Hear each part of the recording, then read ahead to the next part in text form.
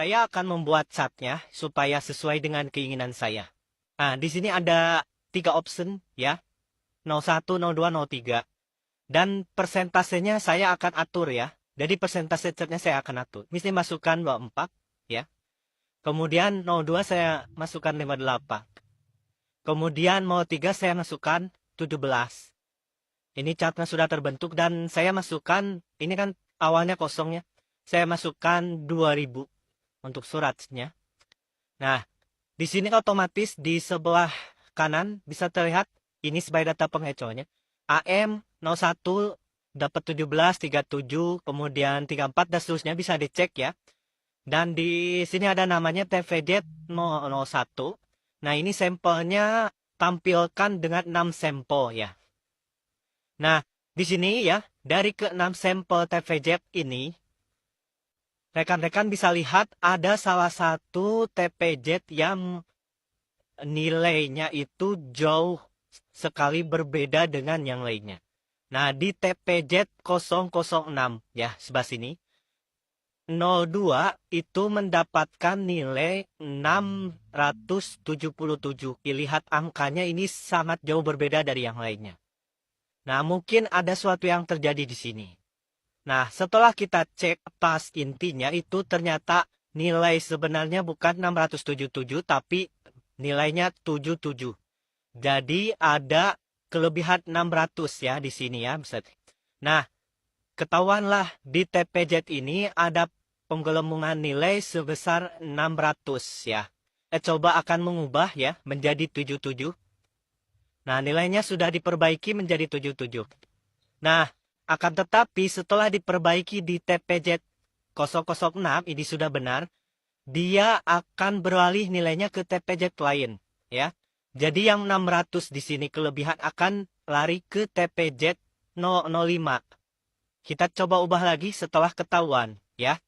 Kita ubah lagi menjadi seperti yang sebelumnya 126.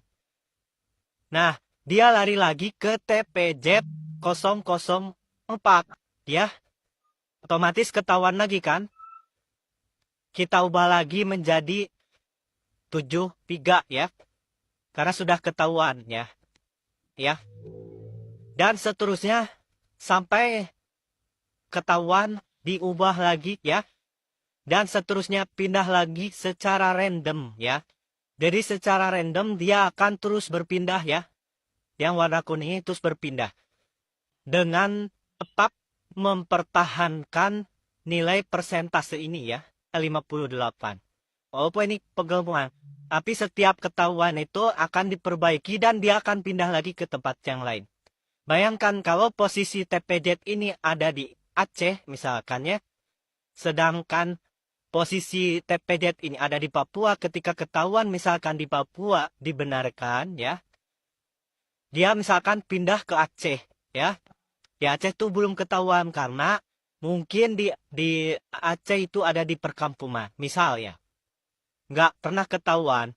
Nah, suatu saat adalah aktivis yang mengetahuinya ya. Langsung diubah. Dia pindah lagi ke satu tempat ya yang kurang kritis. Akhirnya ini akan terus ada ya dan tidak pernah ada orang yang tahu. Ini hanya 6 sampel. Bayangkan kalau ada sejumlah 800.000 sampel TPZ. Betapa capeknya kita harus mengubah setiap kesalahan tersebut ya.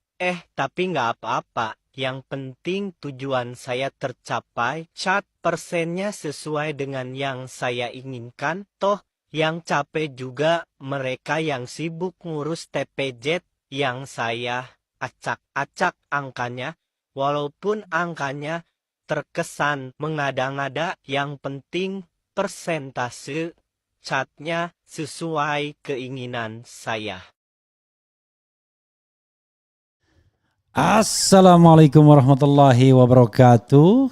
Sobat RH sekalian, jumpa lagi kita di channel yang keren ini. Keren cadas.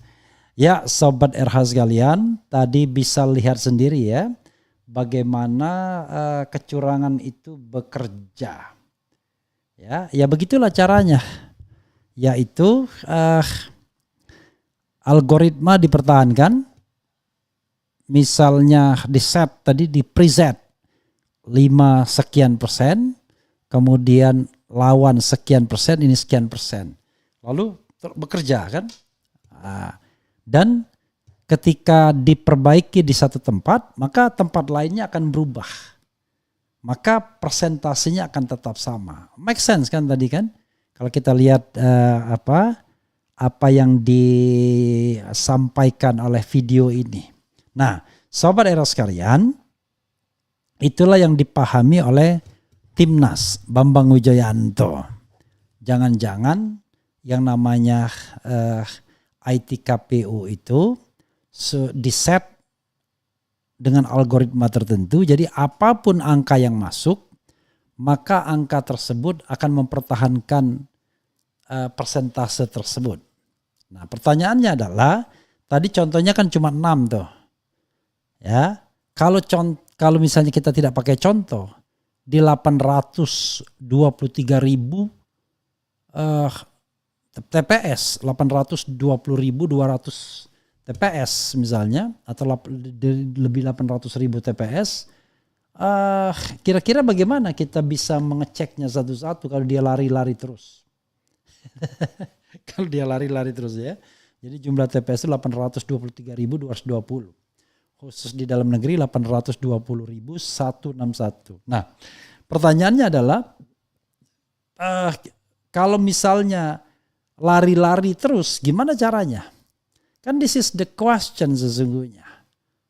Ya, sobat era sekalian, itulah yang dimaksudkan sebagai algoritma yang mempertahankan keunggulan persentase tersebut. Jadi angkanya diperbaiki, yang tadi 600 tadi ya, lari ke tempat lain.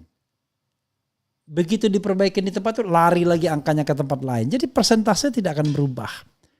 Itu yang kemudian dicurigai dalam tanda kutip oleh tim.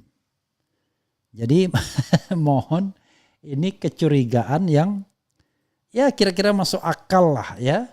Bukan kecurigaan yang dibuat-buat, masuk akal. Gitu sobat era sekalian ya. Karena itu ya tidak ada cara lain, harus buka yang namanya IT KPU itu. Jangan dibiarkan saja IT KPU seolah-olah tidak terjadi apa-apa. No.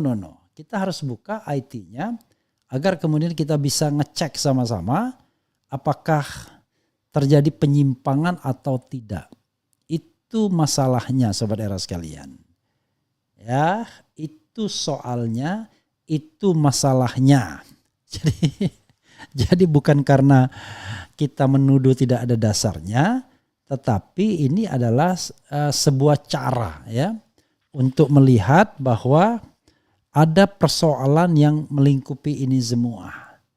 Ya, ada persoalan yang melingkupi ini semua. Itu yang harus kita ketahui ya.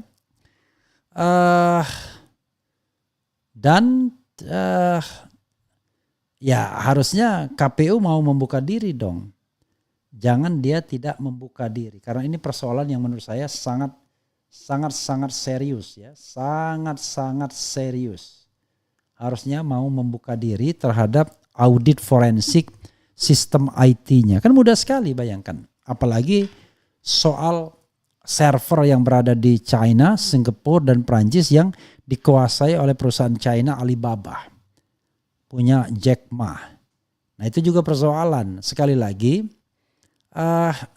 kecurigaan publik ini ya harus diakomodir oleh KPU dengan mempersilahkan tim ses ya atau perwakilan masing-masing tim ses ya atau tim kampanye untuk melihat, mengaudit data KPU tersebut. Kalau tidak, waduh.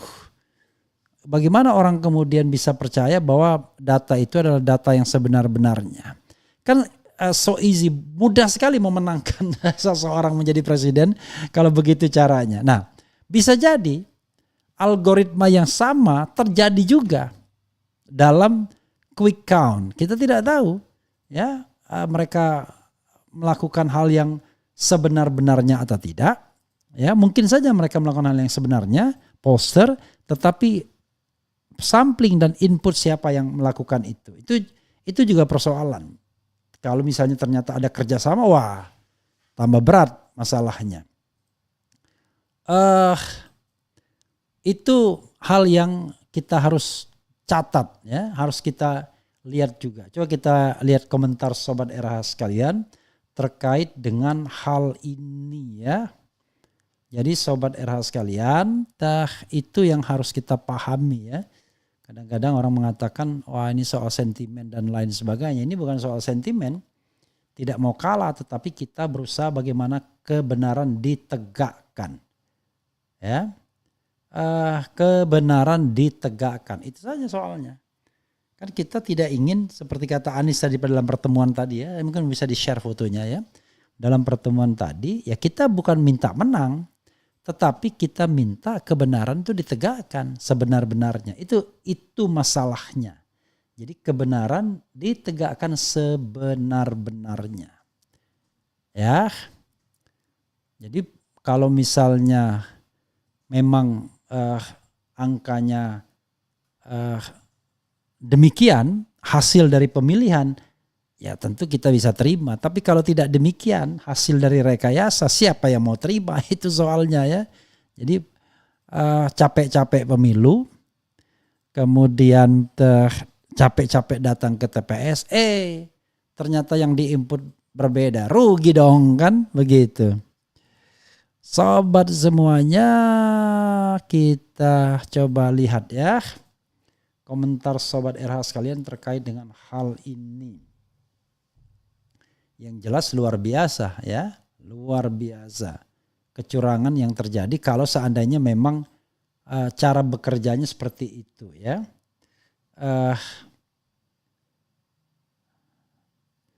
Ini gambar Anies Baswedan ya, Tadi kita sempat diundang Anies Baswedan dan dia membesarkan hati kita.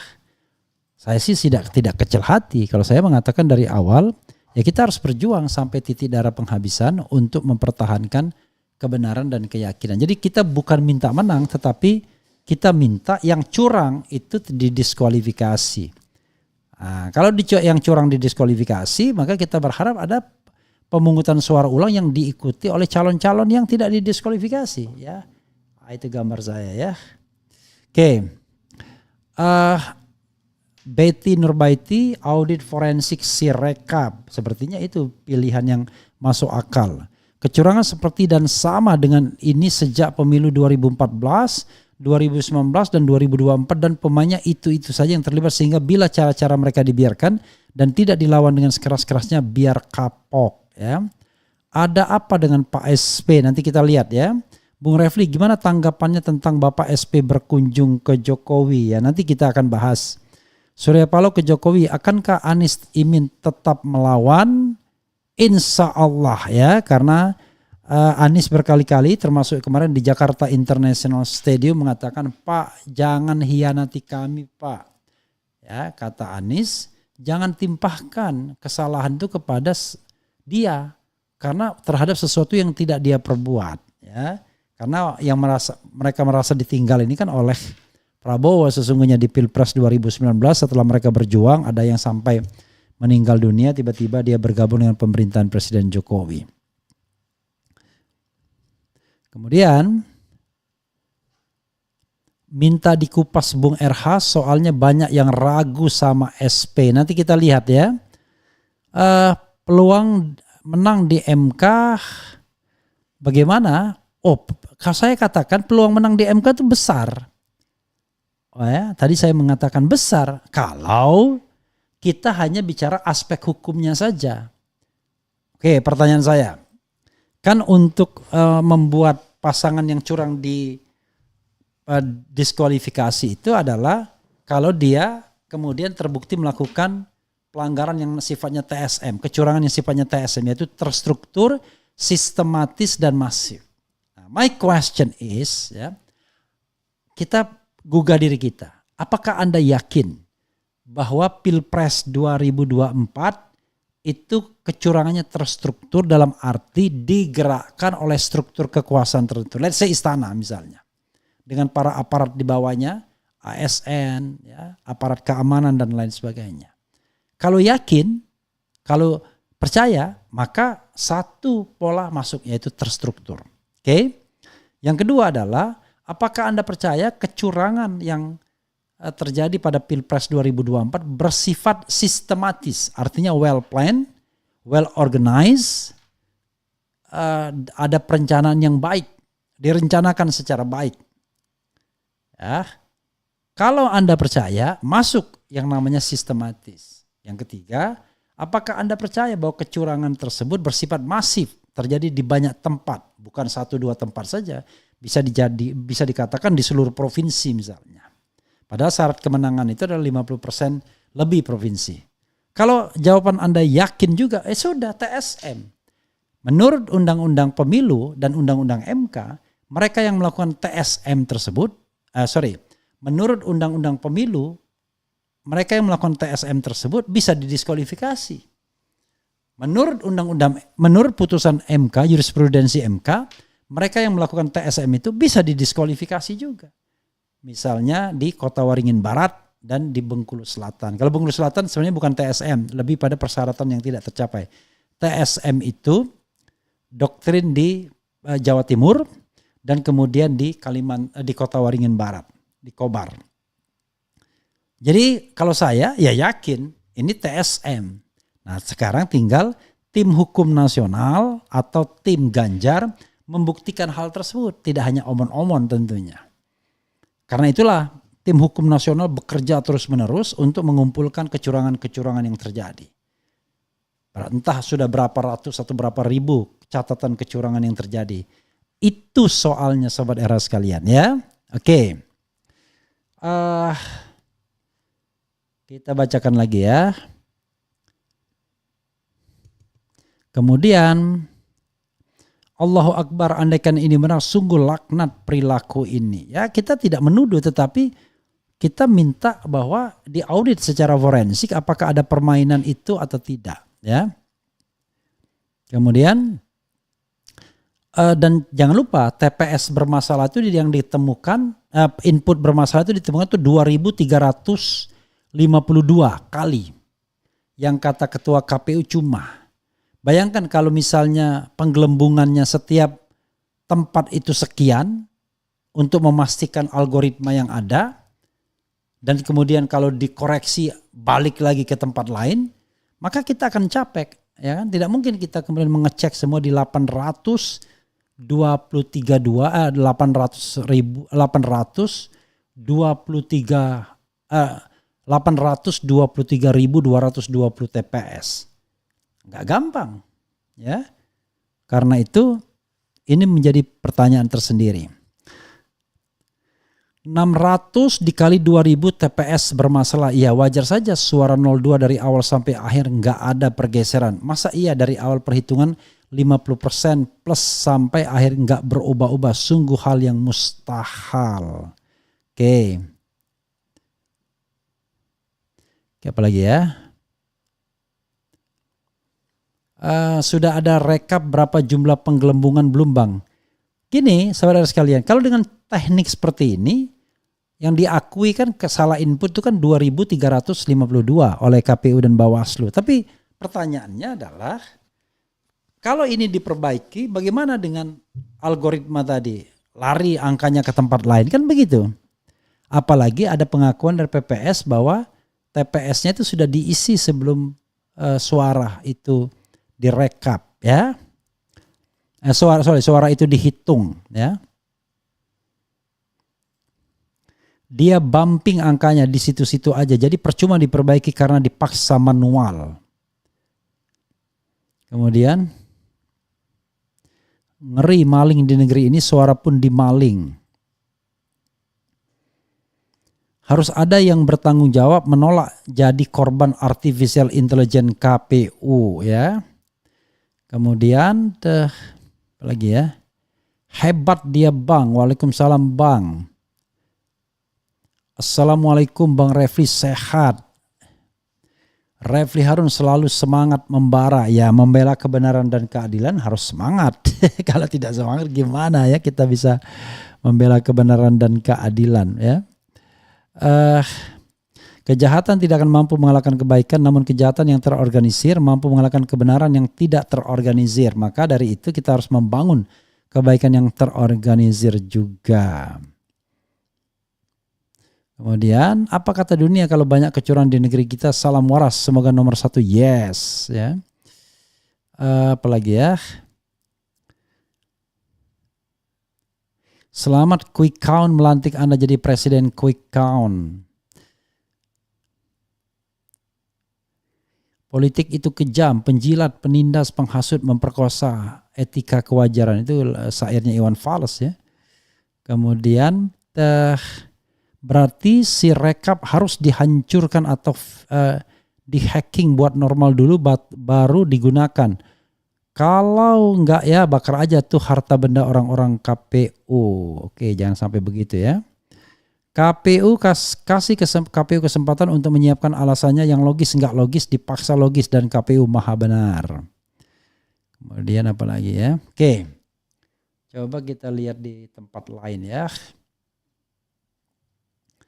Luar biasa ya, saya punya 3 1 keren cadas, 1 Refli Harun podcast dan keren cadas ya. Jadi kita bisa live di 3 tempat sekaligus untuk mempertahankan algoritma ya. Nah ini algoritma, kalau ini algoritma yang benar, karena kita ingin orang lain bisa mengikuti secara luas ya apa yang kita sajikan di sini. Tapi sekali lagi ini algoritma yang tentunya benar ya, karena kita kemudian menginginkan sebuah algoritma yang memang wajar ya, gitu. Yaitu sesuatu yang ditonton orang gitu ya. Oke, sobat semuanya, di kampung saya dari lurah sampai RW memenangkan 02. Susah melawan MK nanti kalaupun dibawa ke ranah hukum. Langsung gila caleg yang kaya dengan si rekap KPU. Karena sudah hilang kepercayaan kepada penyelenggara negara dan penyelenggara pemilu, sebaiknya rakyat ini jalan-jalan ya. Oke, sahabat era sekalian, itu yang harus kita garis bawahi ya. Dan